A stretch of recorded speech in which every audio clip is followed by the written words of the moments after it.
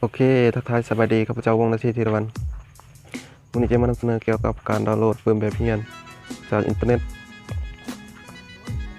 ที่ Google พิมพ์ว่าห้อง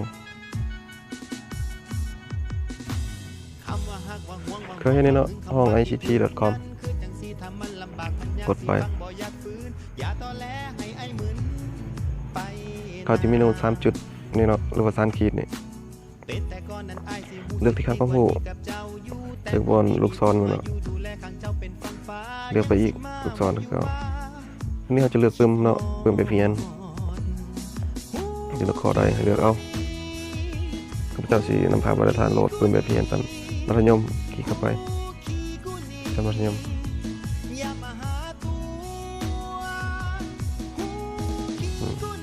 นั่นมีมัธยมชั้นประถมและมัธยมเนาะข้าพเจ้าสิเขาเลือกเป็นมัธยมซะ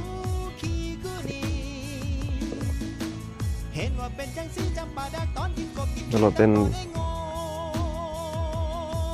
เพิ่มแบบเพียนพื้นฐานวิชาชีพชั้นม.2กดที่ดาวน์โหลดลองดาวน์โหลด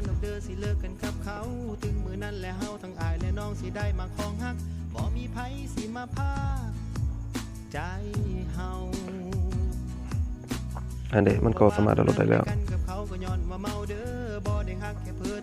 ในมือเขาดาวน์โหลดได้เนาะเขาบอกว่ามันอยู่จุดใดของเครื่องโทรศัพท์ของเขาจะอยู่ที่ไฟล์ส่วนตัวหรือที่เอกสารวิดีโอเนาะโอเคนะสำหรับการดาวน์โหลดปึ้มก็ใกล้สิ้นสุดลงแล้วนั่นต้องขอขอบใจนำมาตรฐานที่